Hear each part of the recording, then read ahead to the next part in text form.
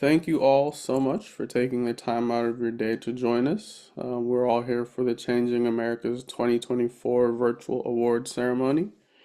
Today I'm joined by Juliana Oakes. She's our gallery assistant at Circle Galleries, who'll be running point today from the gallery. I myself am Amani Freeman, exhibitions manager for Maryland Federation of Art. If we've not met before, then it's a pleasure to meet you. If we have met before and know each other, it's good to see you again. And most importantly, we're joined today by our juror, Mr. Chao. Mr. Chao is a professor of fine arts photography at the Corcoran School of Arts and Design.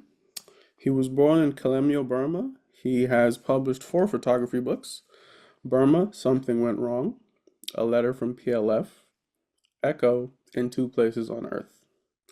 Chao's Burma portraits were featured in the 2002 Whitney Biennial in New York, New York. His photographs have been exhibited at Yancey Richardson Gallery in New York, New York, G Fine Art in Washington, D.C., and Mark Moore Gallery in Santa Monica, California.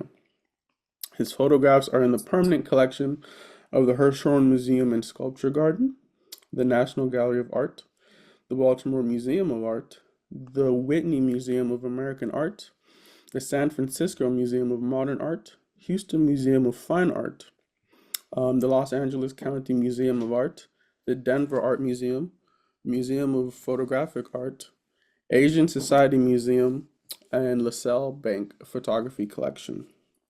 Recently, he was commissioned by the Children's Hospital to produce to produce limited sets of portfolios titled Reflections, a photographic tribute to the power of philanthropy at the Children's National Hospital. So at this moment, I will hand it over to Mr. Chao, and he will say a brief set of words. Okay, well, the first thing I wanted to do is actually congratulate everybody on being included in the show. I truly enjoyed, looking at the work and reviewing the work. I just wanted to keep my remarks a little bit simple and short, and hoping that, encourage you guys to ask me questions later, either here or when I come to the reception, the opening reception. So I just wanted to kind of, explain my process on top of, the statement I've written for the show. So, generally speaking, I think when I look at when I review work, I think it's really important that I eliminate, some of the, lesser or, weak works that aren't as strong. I think that kind of gives me a kind of my focus on the works that deserved a lot of attention. But I don't dismiss the lesser value work immediately. I gave them a lot of chance as well. I spent some time, looking at it and making sure that, they all work that are truly stronger than a closer consideration. So, I do a quick pass of, several rounds just to make sure my impressions are correct. And then I spent a lot of time looking at, some of the stronger work. And I just kind of let my eyes, form my opinions. Once I paid my attention on some of the stronger work, I was, thoroughly impressed by the quality of work. It was both consistent and strong. And I kind of felt like, I had a kind of a tough job, ahead of me. One other thing that I wanted to kind of mention is that it's very rare that I didn't have any doubt about craftsmanship. I think a lot of you guys actually submitted work with high quality images that I didn't have any doubt about craftsmanship. So I think I'm going to be confirmed once I see the work on, the actual physical work, that the quality, I mean, the craftsmanship would be high, just as I thought it would be looking through the, online. So I just also kind of wanted to reiterate, all of the final selection actually had, many of the qualities that that's important to me as an artist, as a viewer, that I mentioned in my juror statement. And so I want to kind of reiterate that again: craftsmanship, control, intention, lighting to bring out the scene, kind of a composition that draws viewers' attention. And I think more importantly, I think a lot of the artists actually had a conviction to a message that they wanted to convey. And then they had a unique tone that really comes through. And I look forward to seeing all of the artwork in person. So actually, I want to kind of go through this. So, things that kind of stood out and jumped out, with each individual pieces. So for me, this one actually, I thought the timing, color, and the composition really kind of really stood out. Kind of bold colors, as well as the perspective. Um, I thought it was kind of a unique perspective for painting. I kind of see, photography use this kind of method of composition, but I kind of felt like, I kind of had uh, a unique composition and perspective.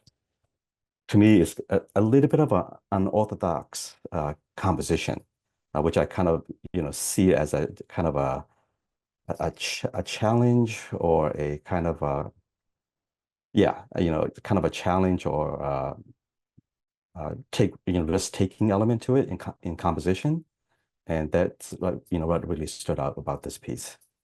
Bold, bold brushwork.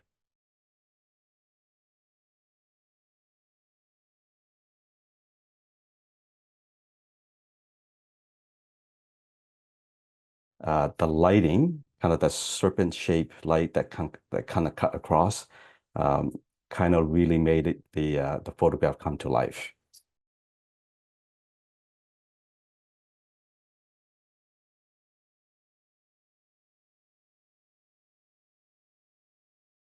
Okay. I'm always amazed by work that are non-representative, but at the same time, the message that is associated with the piece really came through. And on top of that, the craftsmanship really jumps out. I love the experimental quality, reference to old TV. It's very relatable in both as a technology piece, but also as a traditional art piece. The color, again, just like taking risk. I like the unbalanced nature of the composition. It's not half and half. It's top heavy, or a lot of space at the top. But ultimately, it's the color that made the feel of the painting um, really strong.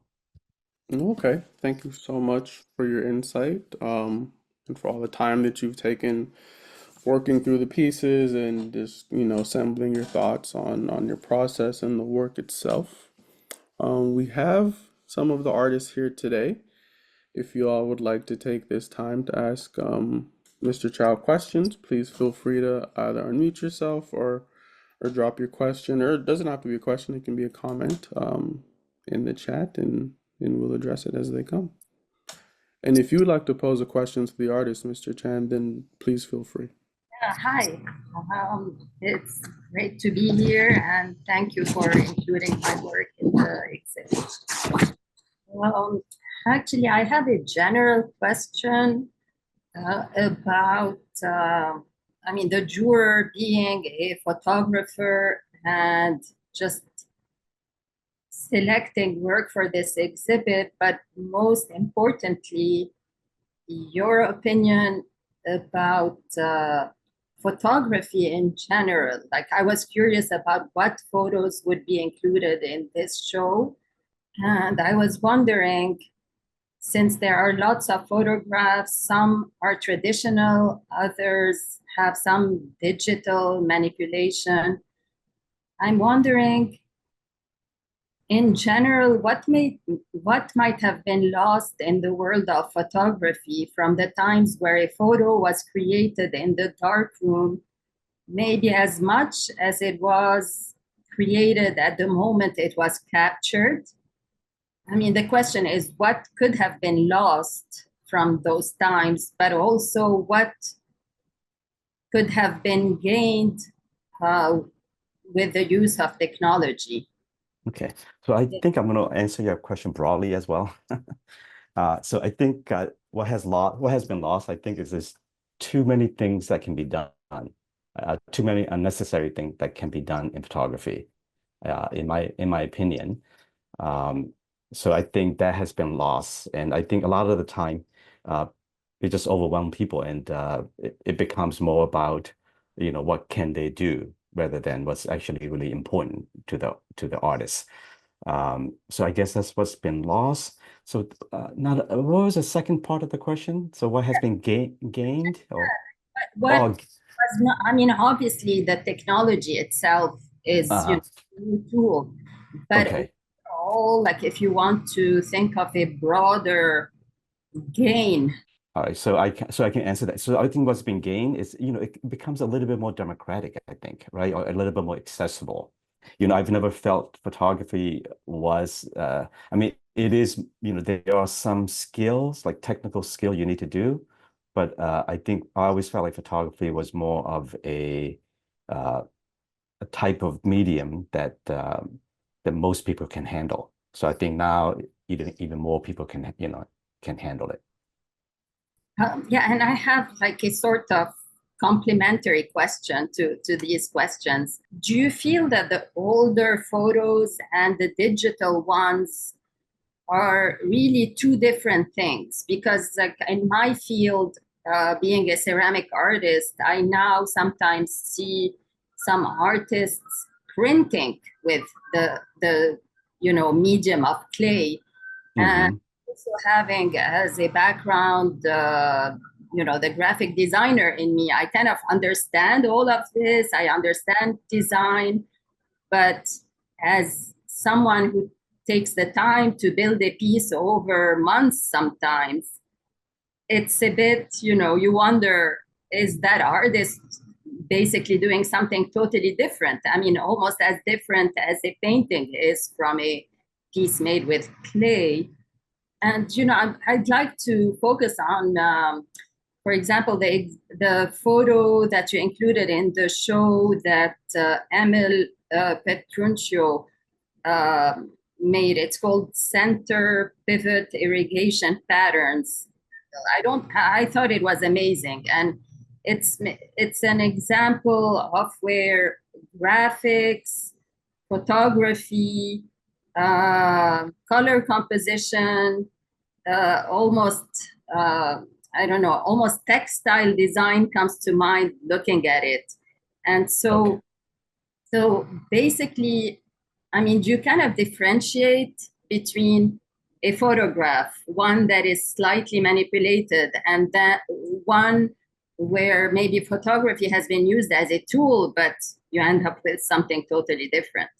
Yeah. So I know I like the pieces but well, and I actually thought that that particular piece actually had how should I put it? It's like I thought the technique the technology was used very smartly. It didn't seem like it seems like there was something else behind it. And I thought that's what that made that piece, really strong. And I think, my answer would be, I think you can manage. I mean, I do think the older technology is different than the newer technology, but I think you can marry the two. You can take, one element of one and apply it to the other, and vice versa. And I think that particular piece is a great example because I felt like, it was beyond, it was more than just a technique. I think there was something else behind it. It made us think a little bit. So that was the value of that piece. I'll go ahead and ask a question if I may. Thank you very much, Professor Chao, for your comments. I'm thinking a little bit about the overall approach to this theme of changing Americas. And I think Hmm. now this question kind of started us off in that, like, what are we preserving and what are we giving up? Do Hmm. you have broader thoughts on that in terms of either art or maybe just how we understand the world? So, I try not to think of it too literally. Mhm. So when I was looking at the work, I try not to look at that particular theme too literally. I think we can assume that things are changing, and we are the tool that reflects changes at a moment in time. So I think the danger with thinking it too literally is I might overlook work that are really strong based on craftsmanship and mood and tone of the artwork. So my approach was, okay, change is assumed. It's going, it is happening. We can't avoid it. But at the same time, what we capture as an artist at this moment is reflective of our time. And before our time, there was something else. After our time, it will be something, something else. So that was kind of my approach in terms of thematically. Hi, Ms. Rapier. To answer your comment about a list of the award winners, I can upload them to ArtCall and share that link. Is there any one in particular that you wanted to ask about, or did you just want them all in one place? Hi, I just wanted to see all the winners. Okay. Yeah, like I said, we're gonna upload that to ArtCall. If you guys keep asking questions, I can do it while we're on the Zoom. I can ask a question. I just would like to thank the juror very much for the thoughtful time and effort you put into considering the works for this show and for choosing them. And I also wanted to ask if this is a typical show that how often you've juried shows, and whether you find that it impacts your work, or if it's just another element of appreciating art. How do you approach it personally as a juror? Okay. All right. So for this type of work or related work, I have done a few. I don't do it very often. I have sat on review panel for non-profit galleries for exhibition proposal. I've sat on DC artists and resident. I mean DC Arts and Humanity grant panels. So I do review work kind of like this, and jury duty. I mean a juror as a juror. Every so often. I like the process because it forces me to articulate what I see. And I actually think ultimately that kind of feeds into how I think through my own artwork. So that's first and foremost. And then the second part is, this is also just as a general audience. I love seeing the work, particularly when it is, really cohesive. I actually thought, the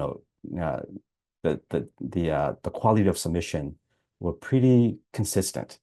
A lot of the time when I do these panel, there is a wide gap between the very best and the very worst.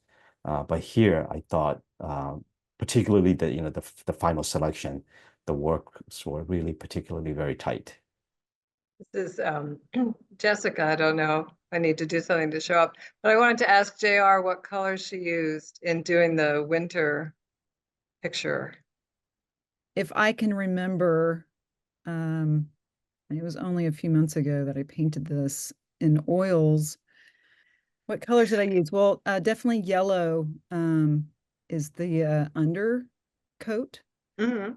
And I used a lot of pink and a darker red. I'm sorry, I don't have the exact names right now until I go. That's fine. I wondered if you had always envisioned it being, very tonal, or if you had painted the underpainting like I sometimes do and thought, wow, I don't want to paint the overpainting because I like the underpainting. Right. Well, so the portrait orientation of this painting, so I'm from Texas and I've painted landscape before, but they've always been horizontal because there's not, the trees aren't as tall in Texas as they are here. And I moved here around 6, 7 months ago. And that's what I noticed. Like when I saw the sky, I saw it between a hallway or down a canyon of trees. So that's why the orientation of my paintings have actually shifted. But also the clouds here, and I've spoken about this before to some MFA folks. The clouds here are quite amazing. And even though we have awesome clouds and sunsets back in Texas, the clouds here are just so close to you. And I think it's because of the bay, maybe. And also the colors in them because they're so close. And that's why I made a point to pull out this almost lavender color, but it was really yellow. So I was really confused.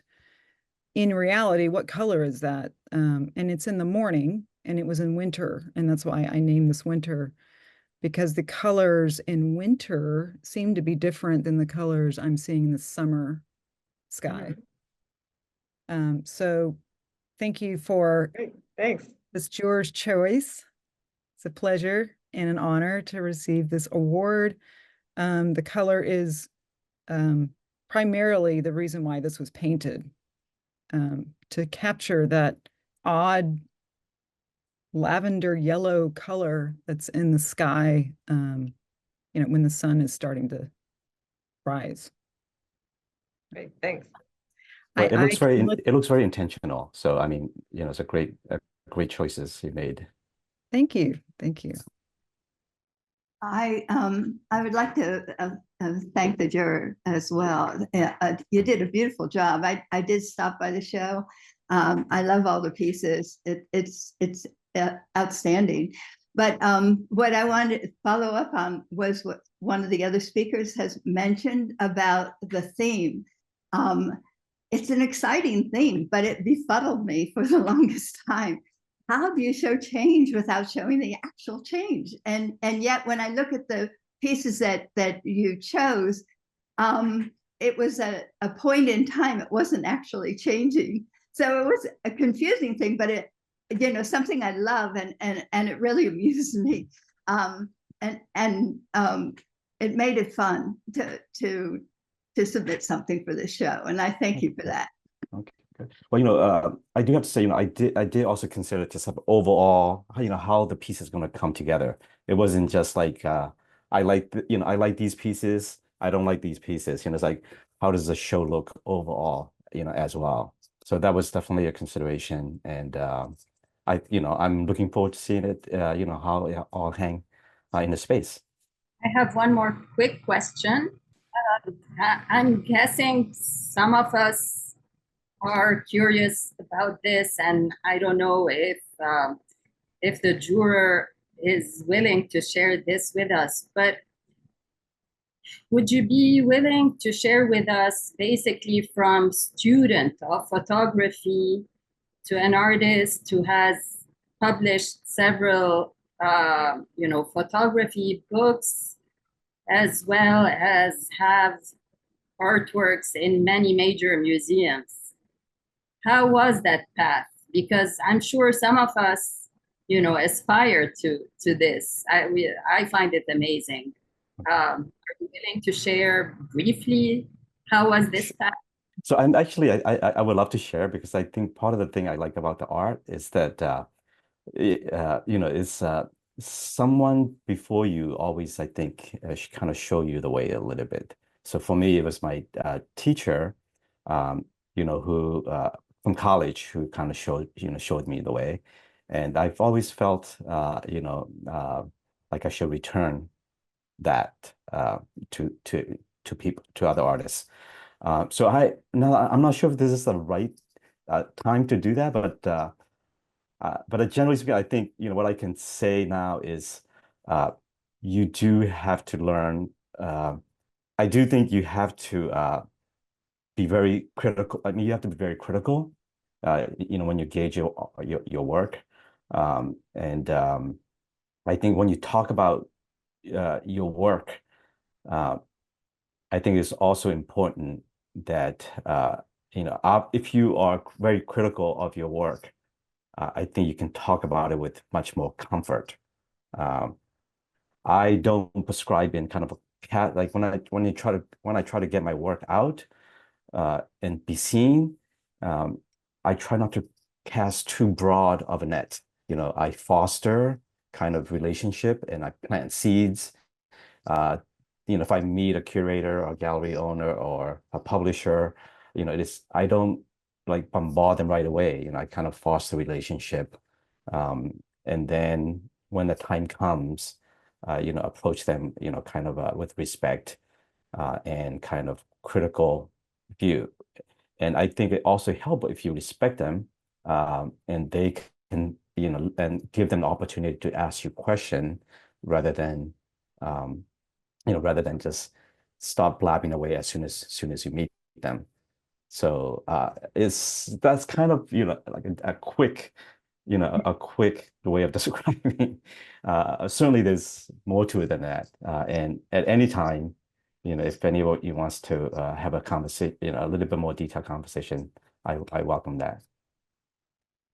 Okay, thank you so much to everyone that asked questions, and to Mr. Chao for his insight, and for all the work he's done so far. I think everyone, just on behalf of the MFA, we want to thank you so much for the time you've taken, from inception when I first reached out to you and working that out and all the choices that you've gone through with the curating and the awards and the statement. We really do want to thank you for the time that you've taken.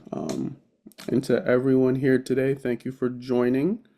If you maybe joined late or want to watch it again, we are gonna upload it to YouTube. So look out for that.